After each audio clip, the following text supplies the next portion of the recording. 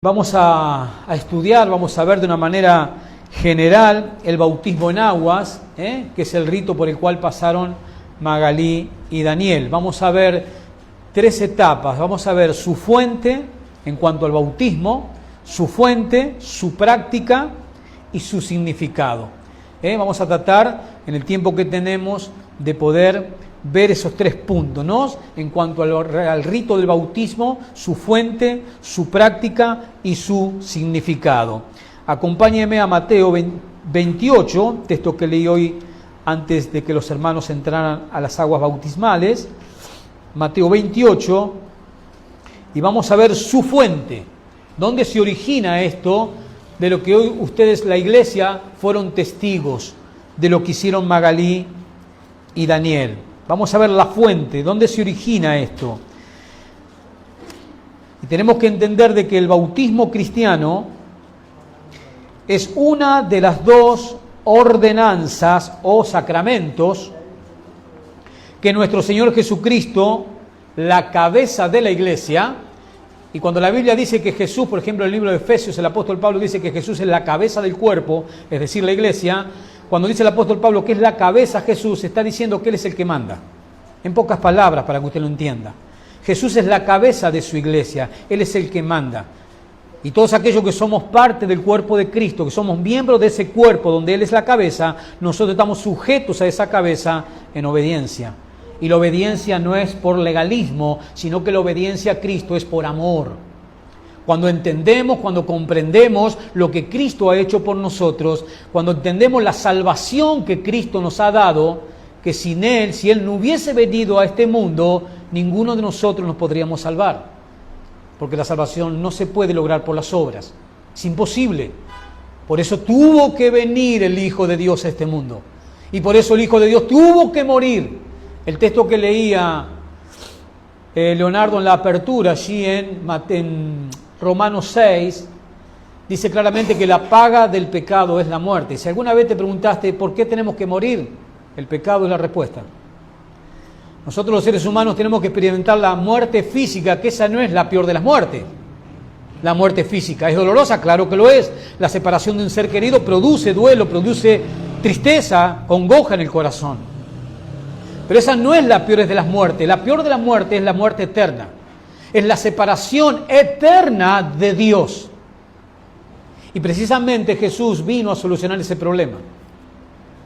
Y como la paga del pecado es la muerte, Jesús cuando vino al mundo tomó nuestros pecados, fue a la cruz y murió por nuestros pecados. El justo, dice Juan en su epístola, muriendo por nosotros, los injustos, para llevarnos a Dios. Entonces, el por qué morimos es por causal del pecado.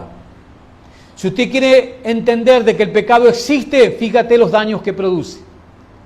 En primer lugar, la muerte física y lo peor de todo, la muerte eterna. Pero también tú puedes ver los efectos del pecado en la sociedad en todo tiempo.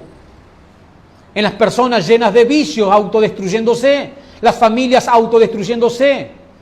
La fornicación, el adulterio, la infidelidad, la traición, la mentira, el egoísmo, la envidia, la soberbia, la malicia. Y podemos seguir anotando esa lista. Todo eso es consecuencia de que el corazón humano está caído en el pecado. Por eso nunca va a haber solución en esta humanidad. Por eso Dios está rescatando pecadores, transformándolos por su poder, para que entren a una nueva humanidad que viene cuando el Rey aparezca. Y el Rey no está lejos. Ya podemos vislumbrarlos en el horizonte al Rey de Reyes viniendo a este mundo a tomar poder y control absoluto porque le pertenece. Entonces, hermanos, la fuente, como decía, el bautismo cristiano es una de las 2 ordenanzas dadas por la cabeza de la iglesia, que es Cristo. ¿Para quiénes? Para sus discípulos, para los creyentes. Las 2 ordenanzas son bautizarse en agua y participar de la Santa Cena. Son 2 mandatos que todo creyente en Jesucristo tiene que practicar regularmente.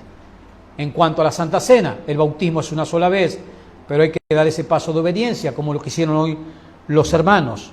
Son 2 de las ordenanzas que la cabeza de la iglesia, en este caso Jesucristo, ha instituido para su iglesia, para los creyentes, para los miembros del cuerpo de Cristo. Ahora bien, vamos a leer ahí en Mateo 28, versículos 18 y 19. Entonces entendemos de que si el bautismo es una de las dos ordenanzas dadas por Jesús, por lo tanto, en resumidas cuentas, el bautismo en agua debe practicarse hoy en obediencia a su palabra. Como es un mandato dado por el Señor de la iglesia, la cabeza de la iglesia, es decir, el Señor Jesucristo, por lo tanto el bautismo en agua debe practicarse en obediencia ¿a qué? A su palabra. ¿Quién dice que sus discípulos se tienen que bautizar? ¿Lo dice Daniel Quiroga? ¿Lo dice algún X pastor? ¿Algún X ministro? ¿Quién lo dice? Jesucristo. Entonces yo como creyente en Cristo, ¿qué tengo que hacer? ¿Discutir? ¿Llevar a la mesa del debate esa orden de Jesús? ¿O tengo que someterme a la palabra de Jesús? Debo someterme a la palabra de Jesús. Mateo 28, versículo 18. Dice, pero los 11 discípulos se fueron a Galilea, al monte donde Jesús les había ordenado. Cuando le vieron, le adoraron, pero algunos dudaban. Y Jesús se acercó y les dijo, y les habló diciendo, toda potestad me es dada en el cielo y en la tierra. Por tanto, id y haced discípulos a todas las naciones, bautizándolos en el nombre del Padre y del Hijo y del Espíritu Santo, enseñándoles que guarden todas las cosas que os he mandado, y aquí yo estoy con vosotros todos los días hasta el fin del mundo.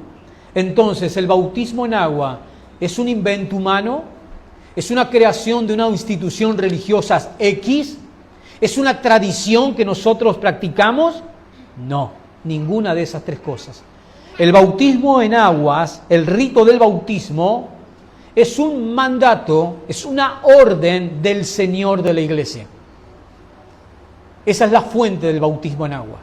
No es ninguna creación de ninguna religión, no es ninguna tradición que traemos de nuestros antepasados. El bautismo en agua es un mandamiento del Dios eterno y todopoderoso, y me refiero al Señor Jesucristo, para todos aquellos que un día depositaron su fe en Él para la salvación de sus almas.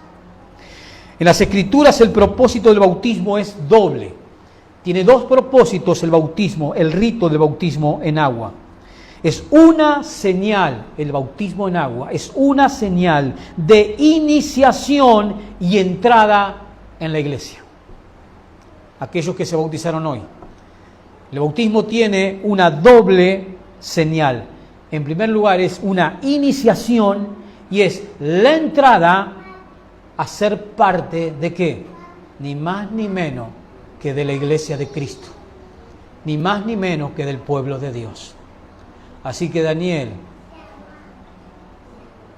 bienvenidos a la iglesia de Cristo. Ha comenzado una nueva vida. Amén. Y obviamente que el bautismo debe anteceder a la participación de la Santa Cena, lo que equivale que ninguna persona que no haya pasado por las aguas del bautismo puede acercarse a la Santa Cena, a la mesa del Señor. ¿Sí? El apóstol Pablo lo enseña claramente en 1 Corintios 11, que tenemos que beber y comer el pan, los símbolos de la Santa Cena, no indignamente, sino con el conocimiento pleno y profundo de lo que eso significa. Y obviamente una persona que se bautiza es porque tuvo un proceso previo de congregarse y exponerse a la palabra una vez, tras vez, tras vez, tras vez, y obviamente que en ese proceso el Espíritu Santo va haciendo la obra de transformación, de regeneración, porque lo que usa el Espíritu Santo de Dios para llevar a un pecador al arrepentimiento, ¿qué es? La palabra de Dios. No usa milagros Dios para llevar a una persona al arrepentimiento. Dios usa el poder de su palabra. El apóstol Pablo lo expresó así en Romanos capítulo 1, verso 14 y 15. Pablo dijo, no me avergüenzo del Evangelio. porque es poder de Dios para salvación. Pablo dice, yo no me avergüenzo de la palabra de Dios, está diciendo Pablo, porque la palabra de Dios tiene el poder para transformar a un burlador del Evangelio, a un pecador, en un hijo de Dios. Solo la palabra de Dios, decía Pablo, tiene ese poder. Por eso el apóstol Pablo vivió, ¿qué? Predicando esa palabra. Y lo mismo tenemos que hacer nosotros hoy. Pablo tuvo su tiempo, vivió, predicó, sirvió al Señor. Y Él partió y Él está hoy con el Señor en la gloria. Hoy nos toca jugarnos a nosotros el partido. Tenemos que hacer lo mismo que hizo el apóstol Pablo, predicar el Evangelio. Pero tenemos que entender de que ese Evangelio que predicamos es el poder de Dios, que puede regenerar el corazón de un pecador que nos escucha. Tenemos que entender. Entonces, el propósito del bautismo es doble. En primer lugar, es la iniciación y es la entrada en la iglesia, que debe anteceder, obviamente, el bautismo en agua, debe anteceder a la participación de la cena del Señor o de la mesa de la comunión. Y en segundo lugar, es una declaración de fe y entrega al señorío de Cristo.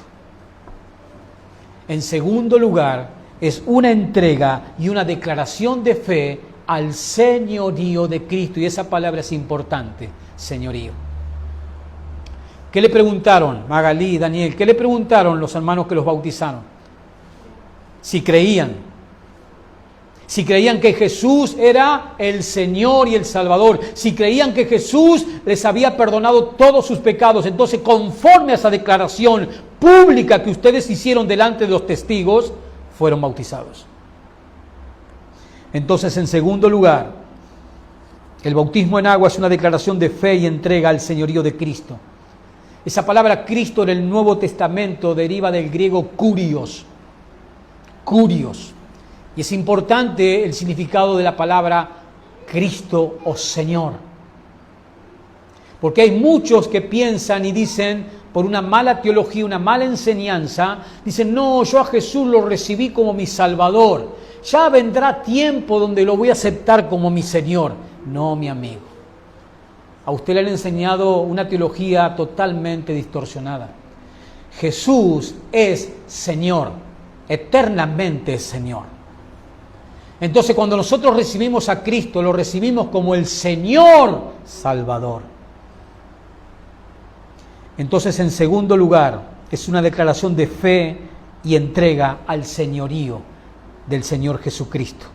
Y esta palabra kurios, en el griego Señor, en nuestra lengua castellana, significa alguien que es dueño absoluto y máxima autoridad que gobierna sobre todo. Ese es el significado de la palabra Señor. Eso es Cristo.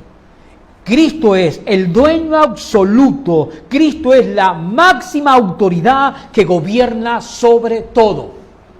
Cuando tú le entregas la vida a Cristo, le estás entregando tu vida a alguien que pasa a ser tu dueño absoluto, tu máxima autoridad y que gobierna sobre todo. Y déjame decirte que no hay mejor situación que estar bajo el señorío de Cristo. No hay mejor situación. Fíjense en lo que dice Pablo en el libro de Romanos en el capítulo 11. Romanos capítulo 11. En una doxología hermosa, después de una exposición que arranca en el capítulo 9, capítulo 10 y capítulo 11, con relación a Israel, fíjense en cómo Pablo termina esa doxología asombrado, adorándolo a Dios, por tanta sabiduría derramada en el propósito de Él para con Israel, su pueblo escogido en el antiguo pacto. Romanos 11, versículo 36. Entonces recuerde, aquellos que se bautizaron han hecho una declaración de fe y entrega al señorío de Jesucristo, lo cual significa dueño absoluto, máxima autoridad y que gobierna sobre todo. Fíjese lo que dice en el versículo 36 de Romanos 11 el apóstol Pablo en esta doxología que comienza en el versículo 33. Dice en el final, en el verso 36, porque de Él, y está haciendo alusión a Cristo, Pablo, porque de Él y por Él y para Él, ¿qué son? ¿Qué son? Todas las cosas, en el mundo visible como en el mundo invisible, es decir, el espiritual.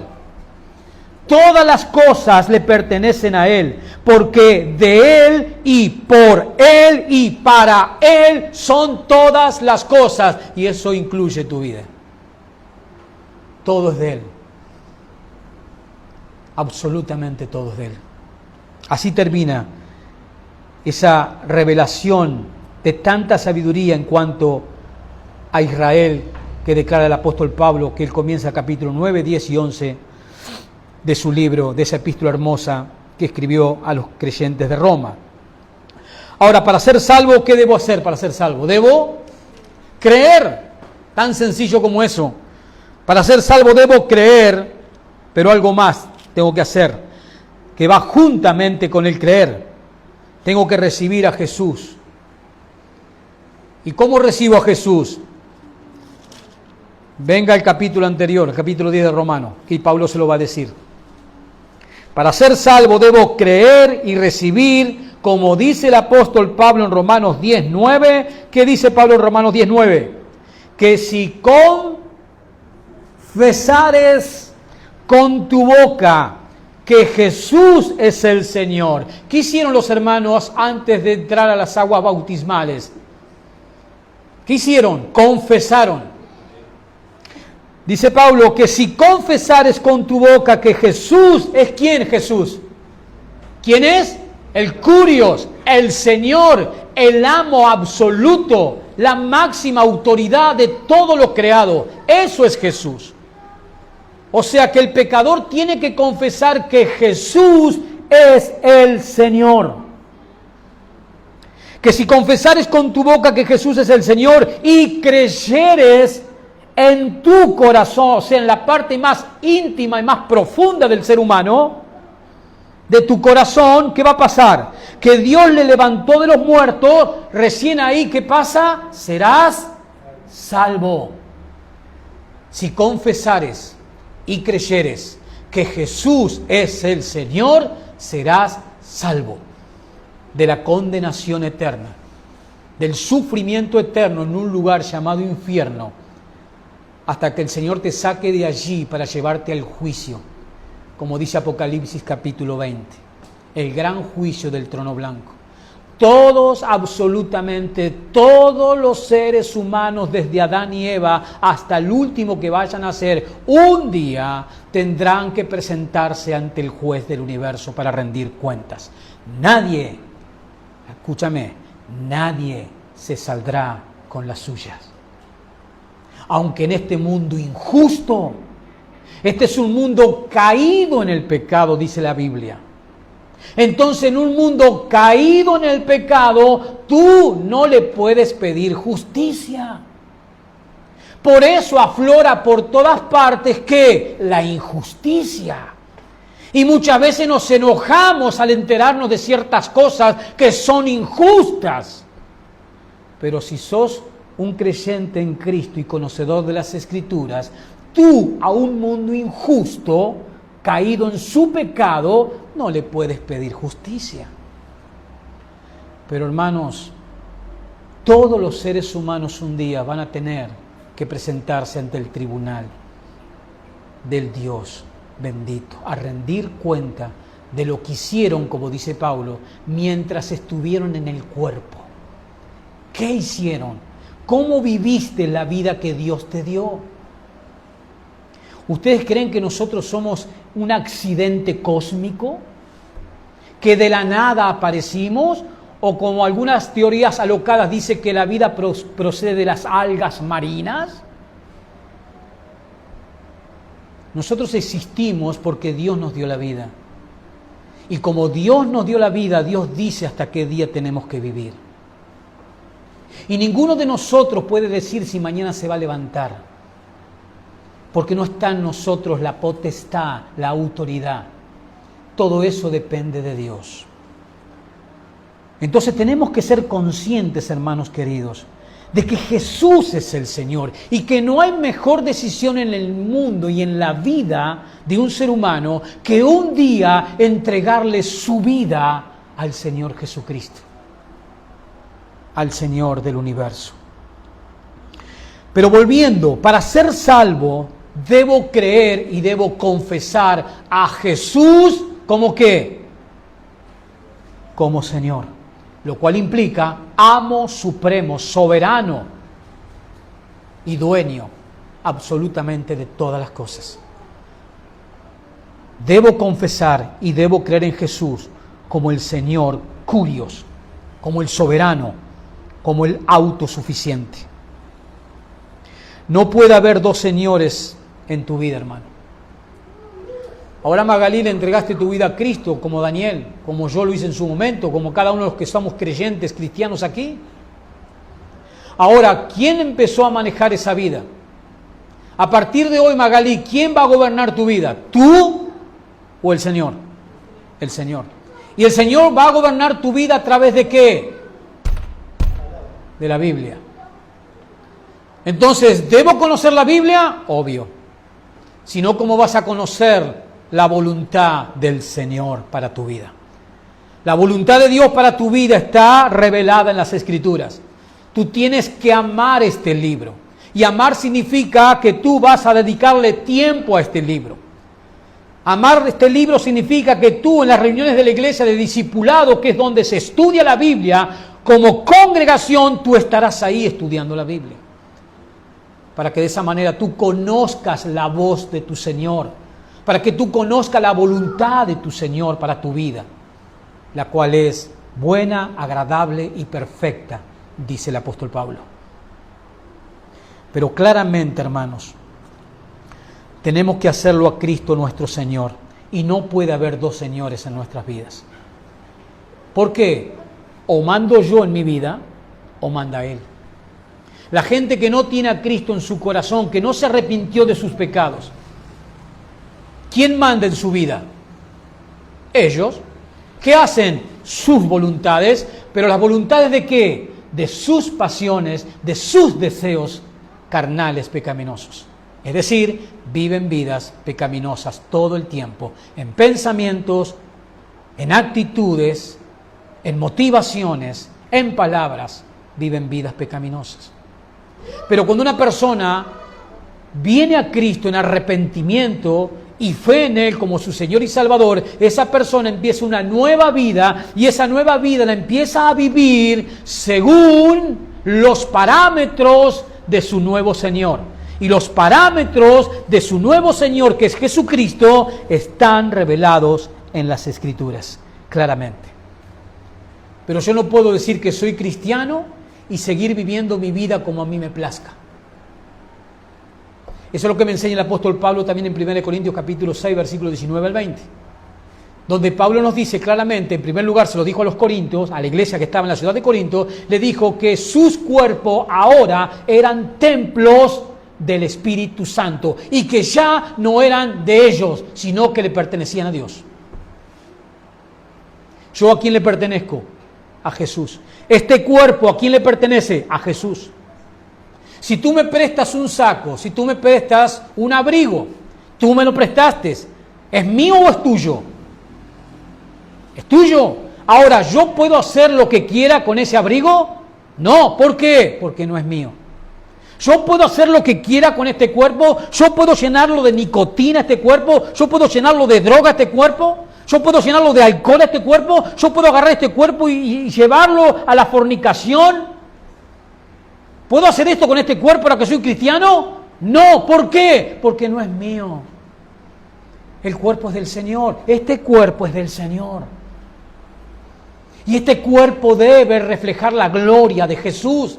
Y este cuerpo debe estar al servicio de Jesús. En este cuerpo ahora vive el Espíritu Santo de Dios. Mis piernas son las piernas del Espíritu Santo. Mi boca es la boca del Espíritu Santo. Y el Espíritu Santo quiere hablar todo el tiempo de Jesucristo. Tengo que entender esos principios que son fundamentales.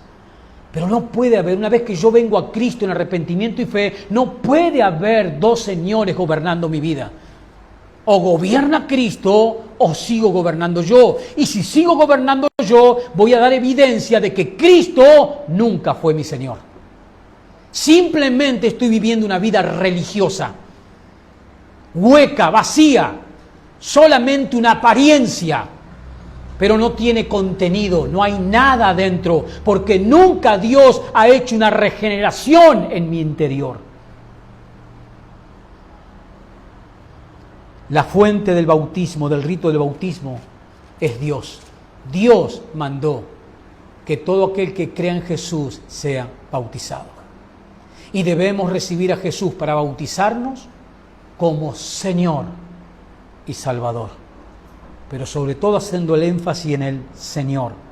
Ahora, su práctica, acompáñame al libro de los Hechos, el cual es un libro histórico que cuenta los primeros 30 años de la iglesia que nació en Pentecostés. Eso es lo que registra el libro de Hechos de los Apóstoles, los primeros 30 años de la iglesia. Vamos a ver ahora la práctica del bautismo. Y déjeme decirle que el Nuevo Testamento no registra, y escúcheme bien, el Nuevo Testamento no registra ningún caso de algún cristiano que no se haya bautizado. No existe, no es bíblico. El registro de Hechos de los Apóstoles nos da esa evidencia. No existe, no hay registro de ningún caso que haya un cristiano que no se haya bautizado. Y lo vamos a ver ahora en varios pasajes. A partir de Pentecostés, que cuando nace la iglesia, Hechos 2, acompáñeme, Hechos 2, verso 41, versículo del 1 al 4 del capítulo 2, desciende el Espíritu Santo, nace la iglesia, entramos a la era en la cual nos encontramos hoy, la era de la iglesia, y el apóstol Pedro es aquel que da el primer discurso evangelístico. Hechos 2, versículo 41. Pedro está predicando este primer sermón evangelístico a miles de judíos que estaban ahí reunidos. ¿Y qué hace Pedro? Hacía 50 días atrás habían crucificado a un tal Jesús que decía ser el Mesías, y lo era. Pero los líderes de la nación de Israel, conjuntamente con la mayoría del pueblo, le habían pedido a Pilato que lo crucificase. Y Pedro les recuerda en este discurso, les recuerda a esos judíos que ellos habían pedido a Pilato que asesinaran a su Mesías. Pedro les está recordando su pecado. Y fíjese lo que sucede. Verso 37. Dice que la multitud, a oír lo que Pedro les estaba diciendo, que es lo que acabo de explicar recién, al oír esto, se compungieron de corazón. Les vino la congoja, la tristeza por su pecado, está diciendo Pedro. Y dijeron a Pedro y a los otros apóstoles, varones, hermanos, ¿qué haremos? Pedro, es verdad lo que tú dices, hemos pecado, hemos pedido que crucifiquen a nuestro Salvador. Ahora, Pedro, decinos, ¿qué hacemos? Por favor, Pedro, ayúdanos. ¿Y qué le responde Pedro? Verso 38. Pedro les dijo, sencillamente y simplemente que arrepiéntanse. ¿Y qué significa arrepentirse? Dejar de hacer lo que estabas haciendo. Si ibas para la derecha, te frenás, pegás medio giro y volvés el sentido contrario. Eso es arrepentimiento. Pedro les dice, arrepentíos, ¿y qué más le dice? Y bautícese cada uno de vosotros en el nombre de Jesucristo para el perdón de los pecados y recibiréis el don del Espíritu Santo. Después de arrepentirse, ¿qué tenían que hacer? Bautizarse. Es el siguiente paso. Pero sigamos viendo la práctica del bautismo en el libro de los Hechos. Capítulo 8 de Hechos. No vamos a leer toda la cita, ¿no? Por cuestión de tiempo, solo algunas. Capítulo 8 de Hechos, verso 12. Aquí el Evangelio llega a una ciudad cercana a Jerusalén, que es Samaria. Hechos 8, verso 12. Allí está Felipe el evangelista predicando el evangelio acerca de Jesús. Versículo 12 del capítulo 8 dice, pero cuando creyeron a Felipe, ¿qué hacía Felipe? Estaba predicando a Jesús, el evangelio. Pero cuando creyeron a Felipe, que anunciaba el evangelio del reino de Dios y el nombre de Jesucristo, ¿qué tenemos que hacer cuando predicamos, hermano? ¿De quién tenemos que hablar? ¿De mi testimonio? No, tenemos que hablar de Jesucristo, de lo que Él hizo, de lo que Él vino a hacer. Eso es lo que estaba haciendo Felipe, que anunciaba el evangelio del reino de Dios y el nombre de Jesucristo. ¿Qué pasó? Se bautizaban hombres y mujeres. Obviamente, no está en el texto, pero está implícito que se bautizaban ¿quiénes? Los que creían en el mensaje de Felipe. ¿Y qué predicaba Felipe? Acerca del Hijo de Dios, de Jesucristo, que solo en Él hay perdón de pecados. ¿No te quieres ir al infierno? Abrázate a Jesús. Y hazlo cuando antes. No dejes para mañana lo urgente. Solo Jesús puede librarte del infierno. ¿Sabes que el personaje de la Biblia que hizo alusión más veces al infierno, ¿saben quién fue? 40 autores tiene la Biblia. 40 hombres usó Dios para escribir las Escrituras. ¿Saben quién fue el que más habló del infierno, del lugar de tormento? ¿Saben quién? Jesús, es decir, Dios, cuando estuvo en la tierra. ¿Y por qué lo hizo? Por advertencia, para advertirle al pecador que debe arrepentirse, debe dejar su pecado y venir a abrazarse a los brazos de Cristo para el perdón de sus pecados y así librar su alma del castigo eterno.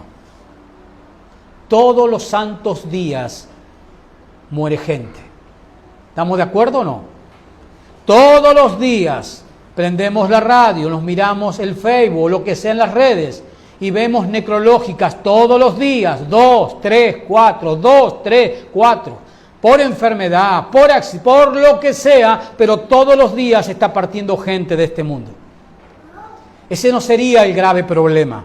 El problema grave es que si esas personas se están yendo sin haber creído en Jesús y haber solucionado el problema de sus pecados, esas personas ahora están conscientes y vivas sufriendo. Y eso es lo que Jesús advirtió tantas veces en los evangelios. Que creamos, que dejemos el pecado. Pero sigamos viendo ejemplos de cómo las personas se bautizaban después de haber creído inmediatamente. Versículo 36 del mismo capítulo 8. Versículo 36. Aquí la escena es Felipe predicándole el evangelio a un eunuco, a un ministro de otra nación que había venido a adorar a Jerusalén. Le predica el evangelio Felipe a este eunuco usando el libro de Isaías, y fíjese lo que sucede en el verso 36. Y yendo por el camino, llegaron a cierta agua, y dijo el eunuco: aquí hay agua, ¿qué impide que yo sea bautizado?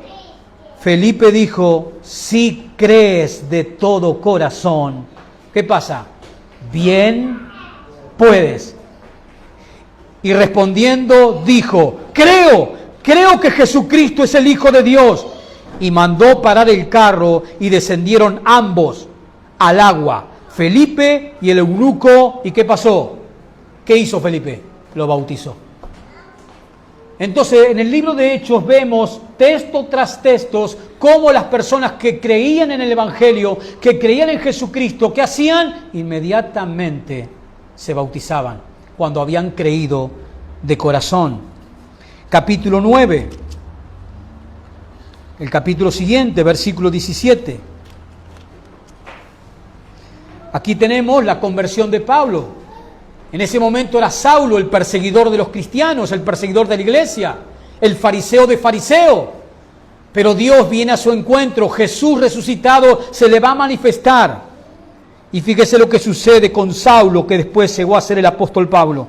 Versículo 17. Fue entonces Ananías y entró en la casa, y poniendo sobre él las manos, esto es sobre Pablo, sobre Saulo en ese momento, dijo: hermano Saulo, el Señor Jesús, que se te apareció en el camino por donde venías, me ha enviado para que recibas la vista y seas lleno del Espíritu Santo. Verso 18, y al momento le cayeron de los ojos como escamas y recibió al instante la vista y levantándose, ¿qué hizo? Fue bautizado. Inmediatamente después de creer de todo corazón en el Señor Jesucristo como su único y suficiente Salvador, ¿qué hacían en la primera iglesia inmediatamente las personas, hombres y mujeres? ¿Qué hacían? Daban el paso de obediencia del bautismo. Uno más, vamos a ver el capítulo siguiente, capítulo 10. El contexto aquí es Pedro llevando el Evangelio a los gentiles, a la casa de Cornelio. Capítulo 10, versículo 47 y 48. Amén. Hechos 10, 47 y 48. Pedro acaba de predicar todo el capítulo 10. Es la predicación de Pedro que le hace a estos gentiles en su casa, en la casa de Cornelio. Fíjese el resultado de esa predicación. Verso 47. Entonces respondió Pedro: ¿puede acaso alguno impedir el agua para que no sean bautizados estos que han recibido el Espíritu Santo también como nosotros? Y mandó bautizarles en el nombre del Señor Jesús. Entonces le rogaron que se quedasen por algunos días. Vemos claramente aquí un montón de personas, una familia numerosa de gentiles, es expuesta al Evangelio, creen en el Evangelio e inmediatamente son bautizados. La iglesia, hermanos queridos, falla en su llamado. La iglesia falla en su llamado cuando no hace discípulos. La iglesia falla. ¿Cuál es la tarea de la iglesia? ¿Hacer qué? Discípulos. ¿Y qué más? Bautizándolos en el nombre del Padre, del Hijo y del Espíritu Santo. Esa es la meta, esa es la tarea de la iglesia de Cristo. No es entretener gente mientras la gente sigue en sus delitos y pecados y condenadas al infierno. Pero mientras tanto le hacemos pasar un momento agradable. No, hermanos. Una iglesia sana, una iglesia bíblica, una iglesia con temor a Dios, es la iglesia que se dedica con uñas y dientes en hacer discípulos a las personas, enseñándoles la Biblia y llevándolos a las aguas bautismales para la salvación de sus almas. Esa es toda la labor que tiene que hacer una iglesia bíblica. A eso se tiene que dedicar. Pero la iglesia falla en su llamado cuando no hace estas cosas, cuando no hace discípulos, cuando no los bautiza, cuando no instruye a esos discípulos en las verdades del Evangelio. A mí me rompe el corazón, hermanos, cuando veo y me encuentro con otras personas que van a otros ministerios y yo les pregunto, ¿cuánto hace que eres cristiano? Y yo 10 años, yo 8 años. Y sigo conversando con ellos y no conocen la Biblia. No saben cuántos libros tiene la Biblia. No saben de qué trata en líneas generales el plan redentor de Dios que empieza en Génesis y termina en Apocalipsis. No saben nada. Porque no les enseñan nada. Porque lo único que hacen es entretenerlos. Les dan panes y peces todo el tiempo. Pero también la culpa es de ellos porque eso es lo que ellos quieren.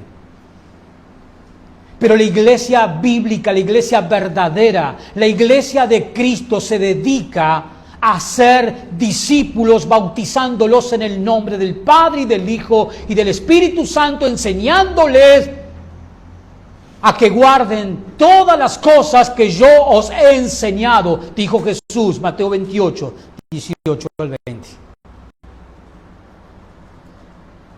Pero la iglesia falla en su llamado cuando no hace discípulos, cuando no bautiza, cuando no instruye, no enseña las verdades del Evangelio. El bautismo es ordenado por el Señor, como ya vimos. Y el bautismo también es una oportunidad de proclamar el Evangelio. Nos da una oportunidad, aquellos que somos ministros, ¿de qué? De hablar del Evangelio, porque siempre va a haber personas que por primera vez van a ser expuestas a las Escrituras. Y esas personas necesitan oír el Evangelio porque quizás sea la única vez que lo van a oír. y no debemos desaprovechar esa oportunidad. Si al menos el ministro es temeroso de Dios, si al menos el ministro es consciente de lo que dice Santiago capítulo 3, que todos aquellos que enseñamos la palabra vamos a ser muy severamente ministrados por el Señor cuando llegue su momento. Todo ministro tiene un compromiso con el Señor y el compromiso es con la palabra. Cada ministro cuando se sube a un púlpito a enseñar la Biblia tiene que ser consciente de su preparación teológica. No se puede subir, leer un texto y decir lo que te parece. Eso es irreverencia, eso es falta de temor a Dios.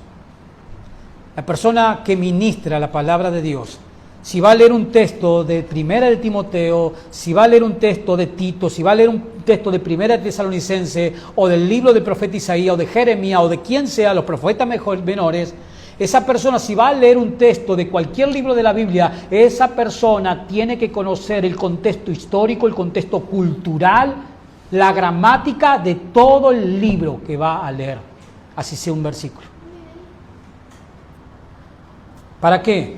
Para no terminar diciendo cosas que Dios no dice.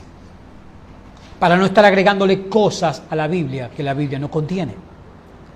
Entonces ya vimos unos cuantos ejemplos de la práctica del bautismo en aguas. Es claro en la Biblia.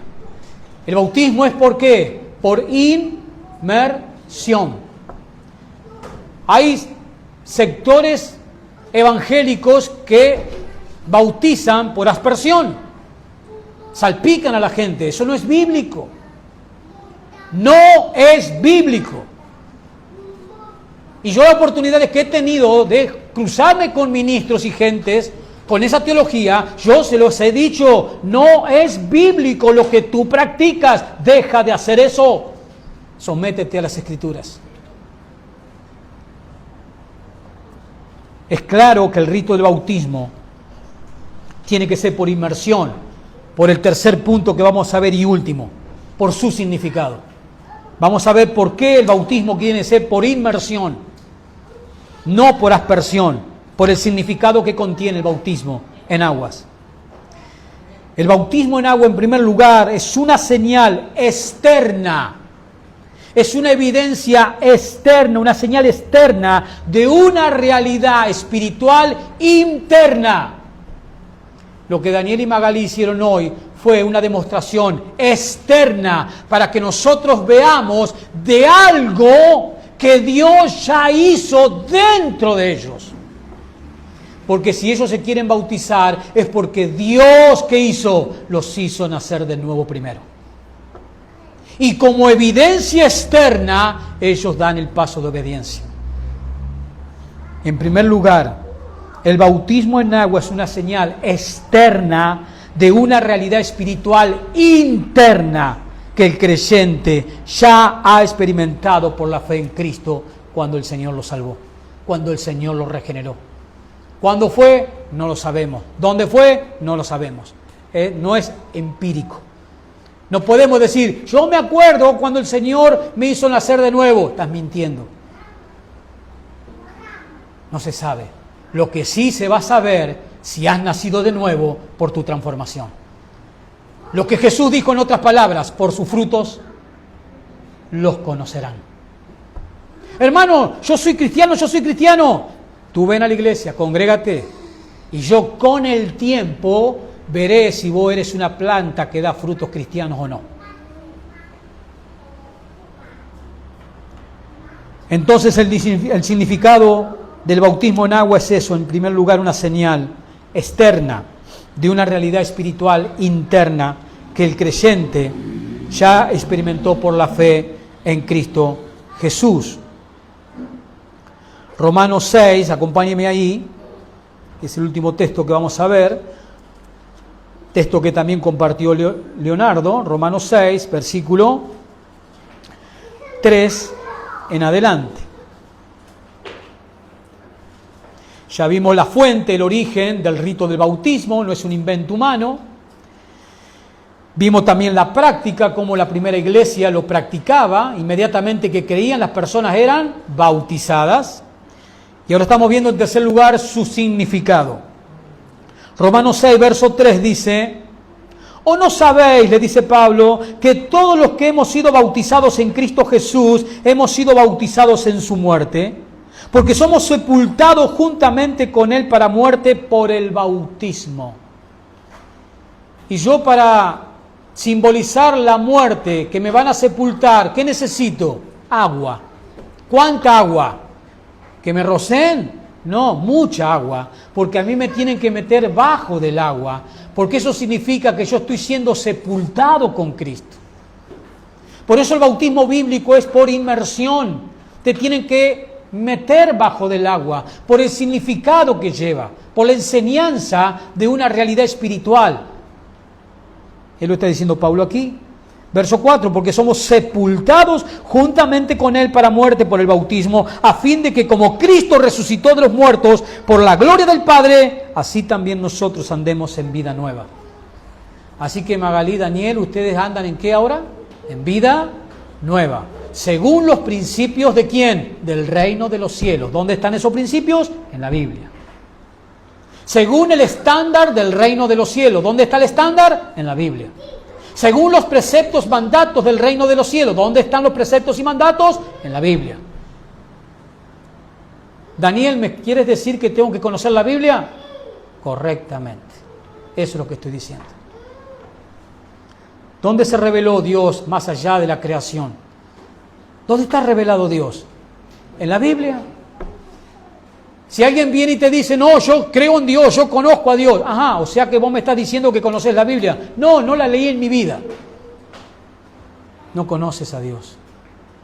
Tú estás creyendo en un Dios que tú te imaginas, o que en el lugar donde te congregaste te dijeron que era así Dios. Pero tú vas a conocer al Dios verdadero, al Dios viviente, al Dios lleno de amor, de misericordia, de compasión, a ese Dios amable, bondadoso, lo vas a conocer en las Escrituras. Y déjame decirte por experiencia, que no hay experiencia más hermosa que conocer a Jesús a través de las páginas de las Escrituras. La gloria de Jesús emana, salta versículo a versículo por las páginas de la Biblia. Y no hay forma de que no te termines enamorando locamente, perdidamente, de Jesucristo. Entonces el bautismo en aguas es una señal externa de una realidad espiritual interna que el creyente ya ha experimentado por la fe en Cristo Jesús. Y el bautismo, en segundo lugar, es un testimonio público. Por eso ustedes se bautizaron ¿con quién? Con la iglesia, con sus familiares que vinieron a verlos, que fueron ¿qué? Testigos de su paso de obediencia, porque eso es el bautismo, es un testimonio público de que uno ha entrado en unión con Cristo. Y yo el día de mañana, si tú te alejas de la iglesia, yo tengo todo el derecho de decirte, Magalí, yo fui testigo de tu confesión pública en Jesús, no lo traiciones, no lo dejes, porque yo estuve ahí, como muchos más de mis hermanos. Pero eso es el bautismo. Es un testimonio público de que uno ha entrado en unión eterna con Cristo por la fe. Y es una evidencia que marca a las claras de que uno ha creído en Jesús. Por eso se está bautizando. Estoy demostrando que creo en Jesús, por eso estoy aquí vestido de blanco para entrar a las aguas del bautismo. Porque Jesús me lo ha ordenado. Es una evidencia de que he creído claramente. Y obviamente también entendemos por qué el bautismo aplica solamente a los que han confesado a Jesús como su Señor y Salvador. Esto excluye a cualquier persona que se quiera bautizar. Si una persona mañana dice, me quiero bautizar, de la noche a la mañana, nunca fue a la iglesia, nunca creyó en nada, no se puede. Porque el bautismo solamente aplica a aquellos que han puesto su fe en el Señor Jesucristo. El bautismo en agua es un rito del nuevo pacto que selló Jesús con su sangre, allí en el aposento alto cuando celebró la última cena pascual con sus discípulos. El bautismo es un rito del nuevo pacto. Y es un rito del nuevo pacto para el nuevo pueblo de Dios del nuevo pacto, que es la iglesia. Amén, hermanos. Ya vimos la fuente del bautismo, su práctica y su significado. Cuando a mí me metieron debajo del agua, yo morí y fui sepultado con Cristo. Y cuando yo salí de las aguas, yo resucité con Cristo para una nueva vida. Pablo dice en 2 Corintios 5:17, las cosas viejas pasaron. ¿Escucharon, Magalí, Daniel? Toda tu vida antigua de incredulidad y de pecado pasaron. Toda tu vida donde fuiste indiferente a Jesús una y otra vez, donde te burlaste, te reíste del Evangelio de Jesús, todo eso pasó, dice Dios. Yo no me acuerdo más, todo eso quedó en la tumba. Ahora te levantaste con una vida nueva, una vida que ahora va a estar al servicio pleno de Jesús y de su iglesia para anunciar las virtudes de Jesús a un mundo que se cae en pedazos en su inmoralidad, en su perversión, en su corrupción, porque a veces apesta el mundo en el que vivimos, de tanto pecado que nos rodea, de tanta inmundicia. Por eso también sabemos que Cristo está a las puertas, porque el pecado está llegando al clímax al cual Dios le va a permitir que llegue para luego desatar sus juicios que están descritos en Apocalipsis capítulo 6 al capítulo 18, lo que conlleva la gran tribulación. Amén, hermanos. Póngase de pie y vamos a darle gracias al Señor por oír su palabra, por estar expuesto a su palabra. Señor, gracias en verdad por oír tu palabra, por ser expuestos a la predicación de tu santa y bendita palabra, por enseñarnos una vez más, Espíritu Santo, por glorificar a Cristo, por poner en alto, Señor, a nuestro Señor Jesucristo. Gracias te damos por darnos entendimiento y comprensión de estas cosas espirituales. Gracias por edificarnos, por fortalecernos, Señor, a través de oír tu palabra. Espíritu Santo, bendice a Magalí y bendice a Daniel en este paso de obediencia hermoso que han dado. Señor, gracias por bendecirnos como iglesia, Jesús, con esta experiencia hermosa de estos bautismos. Señor, bendice a tu iglesia presente aquí, bendice a cada hermano y hermana, bendice cada persona que está presente aquí, según sus necesidades, ayúdalos, tú eres Dios, provéele, Padre, tú eres el Dios eterno y todopoderoso. Gracias, Señor, te damos en el nombre de Jesús. Amén y amén.